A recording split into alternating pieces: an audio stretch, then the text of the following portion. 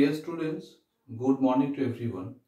তো আজকে আমরা শিখতে চলেছি past indefinite tense এর যে affirmative sentence। তো এখন অনেকের প্রশ্ন হবে যে past indefinite tense কি? আসলে past indefinite হলো যে অতীতকালে সাধারণ অর্থে কোনো কিছু ছিল বা হয়েছিল বোঝাতে আমরা past indefinite tense ইউজ করব। আর বলছি অতীতকালে সাধারণ অর্থে কোনো কিছু ছিল বা হয়েছিল বোঝালে আমরা past indefinite tense মেক করব। তো এখন অনেকের প্রশ্ন হতে পারে যে past indefinite tense এর যে affirmative sentence এর স্ট্রাকচার কি? তো প্রথমেই হবে সাবজেক্ট, তারপর হবে V2 অর্থাৎ ভার্বের সেকেন্ড ফর্ম এবং তারপর হবে আদার ওয়ার্ডস। যেমন প্রথমে সাবজেক্ট, তারপর হবে V2, তারপর হবে আদার ওয়ার্ডস। তো কয়েকটা এক্সাম্পলের সাহায্যে এখন বিষয়টা আমরা ক্লিয়ার করব। তো প্রথমে আমি লিখলাম আমি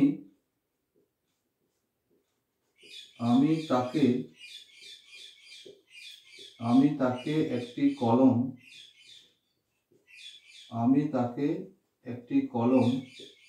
দিয়েছিলাম।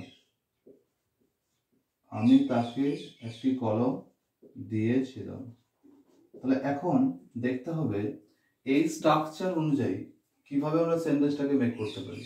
তো প্রথমে সাবজেক্ট প্লাস সাবজেক্ট মানে আই, তারপর কি বলেছিলাম ভার্বের সেকেন্ড ফর্ম। তাহলে এখানে সবসময় দেখতে হবে ভার্ব কি, অর্থাৎ দেওয়া। তো দেওয়াকে আমরা কি বলি গিভ, গেভ, গিভেন। অর্থাৎ গিভ হচ্ছে V1, গেভ হচ্ছে V2 আর গিভেন এটা হচ্ছে V3। কিন্তু আমাদের এখানে এই V2 অর্থাৎ ভার্বের সেকেন্ড ফর্মটা অত্যন্ত গুরুত্বপূর্ণ। যেমন গো থেকে ওয়েন, ডু থেকে এখানে হবে ডিড, হ্যাঁ, এখানে প্লে থেকে হবে প্লেড, রাইট থেকে হবে রোট। তো এখানে কি হবে আমি তাকে একটি কলম দিয়েছিলাম। তাহলে কি হবে এখানে গিভ করবো না, এখানে গেভ। তাহলে আই গেভ, এবার কাকে দিয়েছিলাম তাকে, আই গেভ হিম। এবার কি যে একটি কলম, তাহলে আ পেন। তাহলে কি হলো আমি তাকে একটি কলম দিয়েছিলাম, I gave him a pen. ঠিক একই হবে এখন যদি আমি লিখি সে একটি চিঠি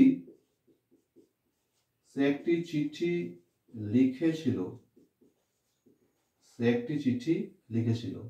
তাহলে এটা কিভাবে মেক করবো? ঠিক একই ভাবে প্রথমে সাবজেক্ট হচ্ছে হি, তাহলে সে একটি চিঠি লিখেছিল, সাবজেক্ট হচ্ছে হি।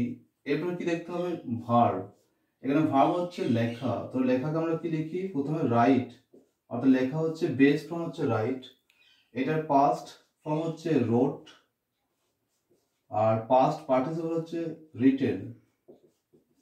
তাহলে কি হলো রাইট, রোট, রিটেন। কিন্তু এখানে আমাদের দরকার কোনটা, এই যে V2 অর্থাৎ ভার্বের সেকেন্ড ফর্ম। তাহলে হি কি হবে এখানে রাইট হবে না রোট হবে? এখানে কিন্তু রোট হবে, যেহেতু আমাদের বলা আছে সাবজেক্টের পর ভার্বের সেকেন্ড ফর্ম। তাহলে হি রোট। এবারে কি আছে তো পড়া আছে একটি চিঠি অর্থাৎ আদার ওয়ার্ড। তাহলে হি রোট আ লেটার। তাহলে কি হলো সে একটি চিঠি লিখেছিল, হি রোট আ লেটার। তো ঠিক আরেকটা এক্সাম্পল আমরা এখানে দিচ্ছি, যেমন আমরা চা পান করেছিলাম।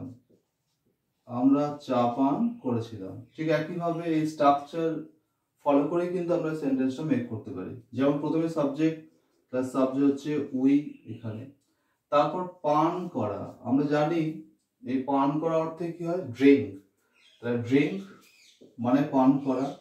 কিন্তু এখানে আমার দরকার V2, তাহলে কি হবে ড্রাঙ্ক, DRANK। আর থার্ড ফর্ম অর্থাৎ পাস্ট পার্টিসিপল কি হবে ড্রাঙ্ক, DRUNK। তাহলে এখানে কি ড্রাঙ্ক, DRANK। তাহলে we drank, DRANK, we drank কি। এবার হচ্ছে এখানে চা, তাহলে উই ড্রাঙ্ক কি হবে টি।